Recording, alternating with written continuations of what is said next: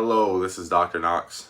Our question is, can I analyze the case of Peter Parker, also known as Spider-Man? I'd like to just mention I'm not forming formal diagnoses in this video.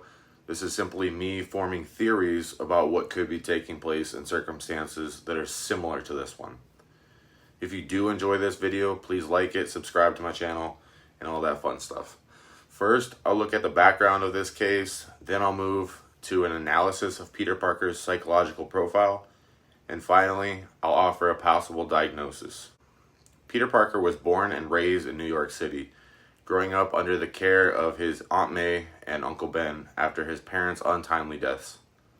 As a teenager, Peter Parker was bitten by a radioactive spider, which gave him superhuman abilities, including enhanced strength, agility, and being able to cling to surfaces. Following his Uncle Ben's tragic death, Peter adopted the mantle of Spider-Man, guided by the principle that with great power comes great responsibility. While Peter Parker's story is one of heroism, it's also marked by significant psychological stressors, including the burden of his dual identity, the loss of loved ones, and the constant battle against formidable adversaries. Now, moving to my analysis of Peter Parker's psychological profile. When considering Peter Parker's psychological profile, the five-factor model, also known as the Ocean model, provides a useful framework.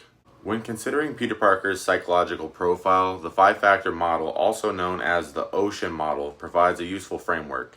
This model assesses personality across 5 dimensions: openness, conscientiousness, extroversion, agreeableness, and neuroticism. Peter demonstrates high openness, given his curiosity and creativity, particularly in science and problem solving. His conscientiousness is also elevated, as evidenced by his strong sense of duty and responsibility. Peter's extroversion is more moderate, while he exhibits outgoing and sociable behavior, particularly in his Spider-Man persona.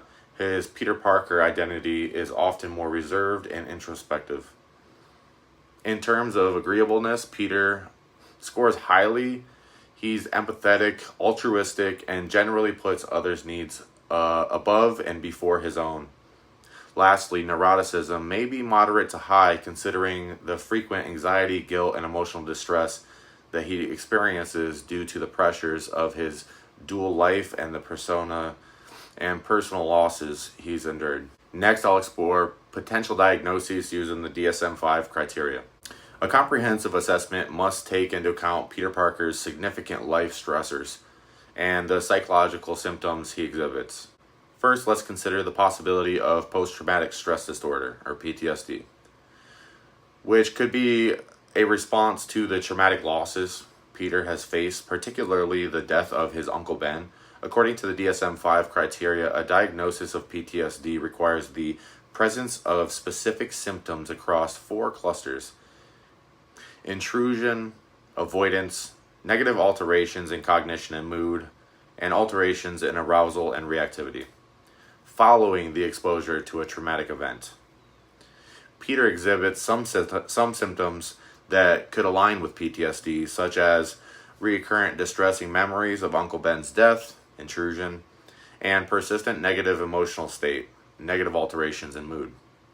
However, he does not appear to demonstrate significant avoidance behaviors or marked alterations in arousal and reactivity, such as hypervigilance or exaggerating startled responses, which are necessary for a full diagnosis.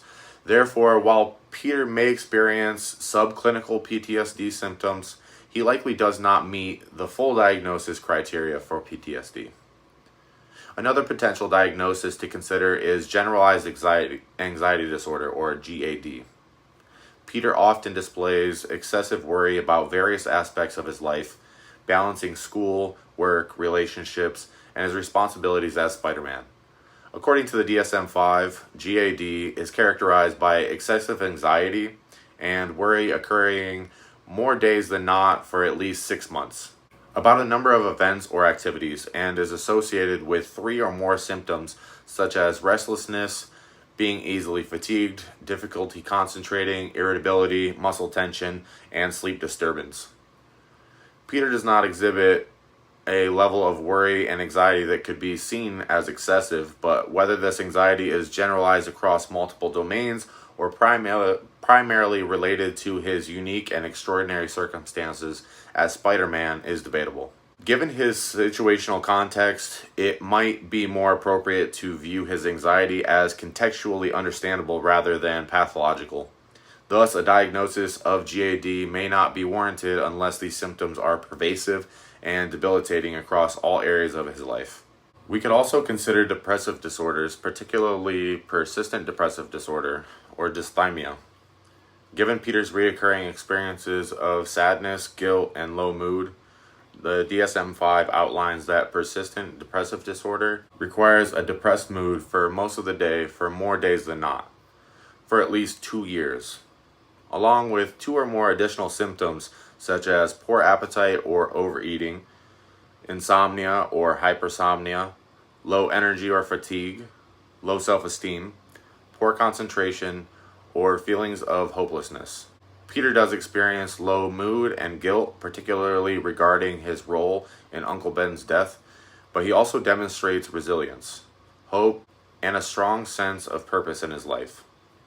His depressive symptoms, therefore, seem episodic and related to specific stressors rather than a chronic pervasive condition. Thus, while Peter may experience depressive episodes, it is unlikely that he meets the full criteria for persistent depressive disorder. Lastly, we should briefly consider the possibility of an adjustment disorder. According to the DSM-5, adjustment disorder is characterized by the development of emotional or behavioral symptoms in response to an identifiable stressor, occurring within 3 months of the onset of the stressor, and these symptoms or behaviors are clinically significant as evidenced by the marked distress or significant impairment in social, occupational, or other important areas of functioning.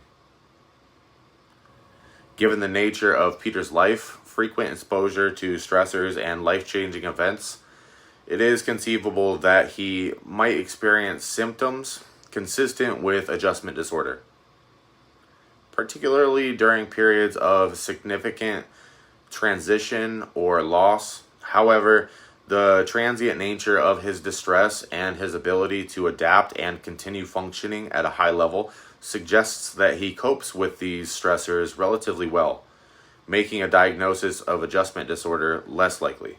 In conclusion, what can we say about Peter Parker's psychological state? Well, based on this analysis, Peter Parker, as Spider-Man, does not fully meet the criteria for any specific mental health disorder according to the DSM-5 standards. While he exhibits symptoms that align with various conditions, such as anxiety, guilt, and depressive episodes, these symptoms seem to be within the realm of normal psychological responses to the extraordinary circumstances that he faces. Therefore, it is reasonable to conclude that Peter Parker, Spider-Man, while experiencing significant stress, does not have a diagnosable mental health disorder at this time. Finally, let's consider some potential treatment options. Should Peter experience significant distress in the future, given the high-stress nature of his life and occupation, Peter might benefit from cognitive behavioral therapy, or CBT, which could help him manage anxiety, guilt, and stress. Techniques such as cognitive restructuring could aid in addressing any negative thought patterns, and mindfulness practices might enhance his ability to stay grounded in the present. Additionally, regular peer support or therapy sessions could provide him with a safe space to discuss his unique challenges and develop healthy or healthier coping strategies. Those are my thoughts on the case of Peter Parker, also known as Spider-Man. Please put any of your opinions or thoughts that you have down in the comments. I do hope that you found my analysis of this topic to be interesting and informative. Thank you for watching.